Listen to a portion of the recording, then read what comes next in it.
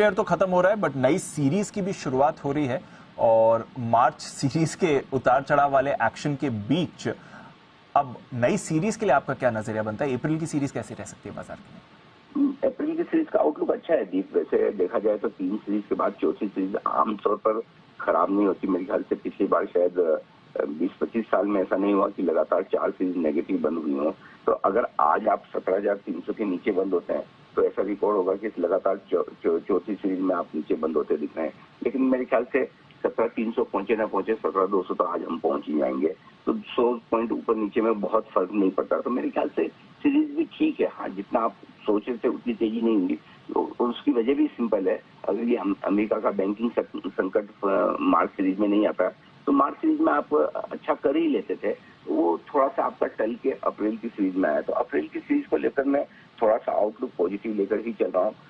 जिसकी बात हम बुधवार को, हाँ बुधवार ही था ना, हाँ गुरुवार को छुट्टी थी। तो बुधवार को हम बात करते, मंगलवार को हम बात कर रहे थे कि अब धीमे धीमे बाजार बेस बनाकर ऊपर रेंज से बाहर निकलने की कोशिश कर रहा है।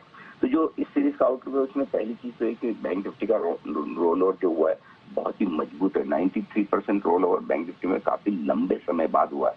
यानी कि बैंक निफ्टी को लेकर बाजार का मूड माहौल थोड़ा सा पॉजिटिव होता दिखा है। पहली चीज ये।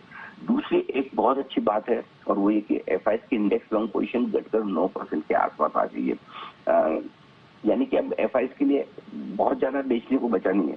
किसी ने मुझे ट्विटर पे सवाल भी पूछा था कि क्या जिस तरह से क्रूड एक बार 30-35% नीचे चला गया, क्या एफआईएस की नेट इंडेक्स लॉन्ग पोजीशन भी नीचे जा सकती है? बिल्कुल जा सकती है। नेट शॉर्ट भी हो सकते हैं, होने में हो सकते हैं, कोई बड़ी बात नहीं।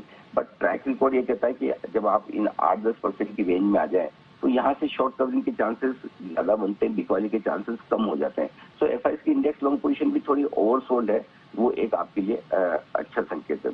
अब जहां तक सीरीज का सवाल है, मुझे लगता है दो ही चीज आपको चाहिए। एक 17,200 के ऊपर की क्लोजिंग और एक 40,000 के ऊपर की क्लोजिंग बैंक निफ्टी में।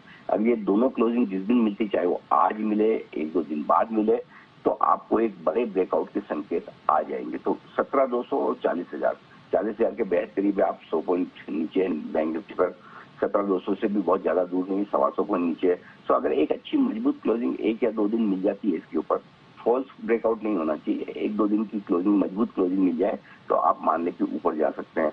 अब 16,900 और 39,000 इन दो लेवल के नीचे बंद होने पर ही आपको कमजोरी का संकेत आएगा। तो 16,900 के नीचे आपको बंद नहीं होना है और 39,000 के नीचे बंद नहीं होना है। तो बैंक निफ्टी में तो काफी बड़ा कंफर्ट है। 39,000 यानी कि यहाँ से 900 पॉइंट नीचे है। 16,900 यानी कि यहाँ से करीबन आपके लिए 200 पॉइंट नीचे। क्लोजिंग बेसिस पर आपको ये एक तरह से मान के चलना है कि ये आपके लिए स्टॉप लॉस है। और इस लिहाज से अप्रैल सीरीज के लिए जो सबसे इंपॉर्टेंट लाइन है वो मैं आपको बता दूं, डिसिप्लिन रखें और स्टॉप लॉस रखें। इन दोनों के साथ तेजी की पोजीशन बनानी चाहिए। ये बात हम परसों भी कह रहे थे, सोमवार को भी, मंगलवार को भी कह रहे थे, आज भी कह रहा हूँ। डिसिप्लिन के साथ, डिसिप्लिन एक है, 16,900 के नीचे बंद होगा तो मैं एग्जिट कर लूंगा, 40,000 के नीचे बंद होगा बैंक निफ्टी तो एग्जिट कर लूंगा। तब तक उतनी रिस्क को ध्यान में रख के आपको तेजी की पोजीशन बनानी चाहिए। अब टारगेट क्या बन सकते हैं अप्रैल सीरीज के? 17,500 से 17,800 तक की रेंज मिनिमम बन सकती है। उसके बाद देखेंगे ग्लोबल मूड माहौल क्या रहता है। और बैंक निफ्टी में 41,200 41,500 के आसपास की पोजीशन मिल सकती है। बीच में 40,500-700 के आसपास एक हल्की फुल्की रुकावट की जगह है, उसे पार करके टिक गए तो 41,200 से 41,500 तक की यात्रा बैंक निफ्टी भी ऊपर की तरफ कर सकता है। तो थोड़ा मूड माहौल पॉजिटिव बनता हुआ दिखा है अप्रैल सीरीज के लिए।